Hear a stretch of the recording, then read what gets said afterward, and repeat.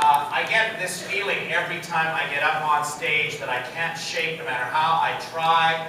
It reminds me of a speaker that I heard in 1976 that I will never forget as long as I'm alive. I'm just going to give you a little logistics here. 1976, Yorkton, Saskatchewan, Canada. I don't know if any of you know where Yorkton, Saskatchewan is. One person, all right, 2, 3.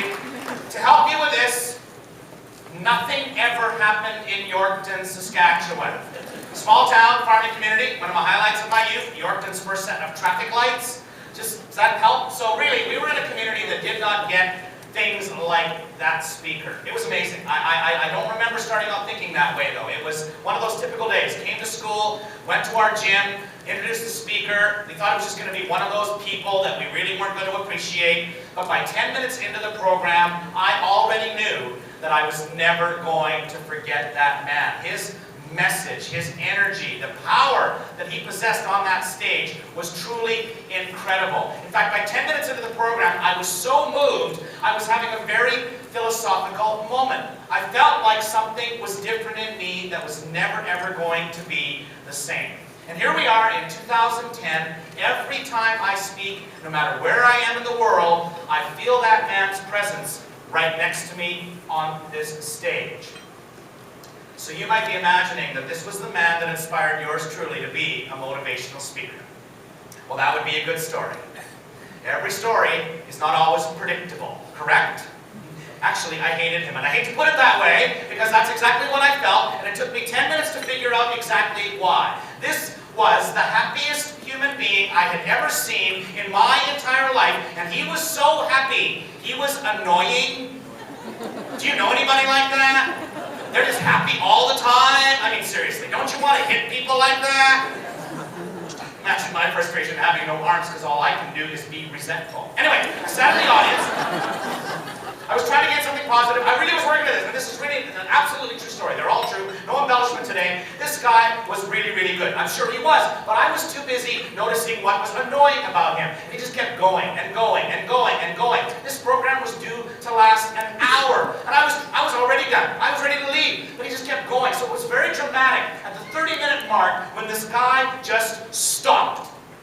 And I was in the third row, so I had a really good view. And I thought he was going to cry, and he got all emotional. And we were all in high school, of course, so he looked at us, and I couldn't believe this. He said, "Boys and girls, I want you to remember, I'm an older man, so I know one thing about life. These are the best days of your life." Okay, I don't know how your adolescence went, can you remember? But I'm sitting in the audience in 1976 thinking, I don't think that's good news. But can you picture what my reality was? I was 16 years old and I had no arms. That's kind of big. Yes? I don't know, by comparison, that hair day, maybe not so big, no arms, kind of large, and I was growing up in rural Saskatchewan where nothing ever happened, and I was not the most attractive young man. Do you understand that? Because men, I don't know women, but men, we have this thing about our body image, don't we? So not having arms didn't help, but that wasn't the only thing. I had the bad hair, I had the acne, I had the buck teeth with the braces. My name was Alvin. Think how I felt about the chipmunks. So think how really creepy it is that now I am a motivational speaker and a certified happy guy. I have no idea. Thank you.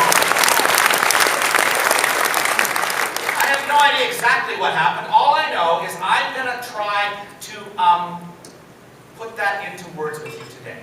Is that all right? Because here's my complication. Can you imagine how long ago I got tired of talking about myself?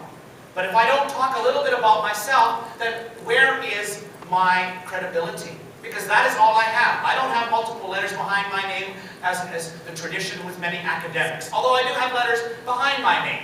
I am a CSP, which means that I am a certified speaking professional, and as you heard, I'm going to brag about this, as of last year, the HOF, which is called Hall of Fame. That's pretty cool. I never imagined anything behind my name, and I think the reason for that is because of things that may today seem relatively obvious.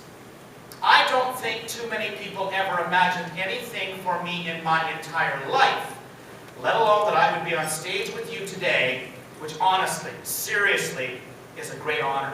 It really is. Nothing like being in a room full of people that want to make their lives better. Why? So that you in turn, I'm assuming this, can make other people's lives better. Isn't that really how it works? Because if all you do is make yourself better, what do you get at the end of the day? Maybe some stuff. Nothing wrong with stuff. Someone once said money can't buy happiness.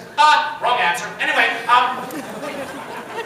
but also at the end of the day, I think many of you in this room, I'm assuming this as well, have done what I've done so many times and asked the big question. What is my life all about? What does it represent? What am I here for? You know, the cryptic, rather philosophical questions.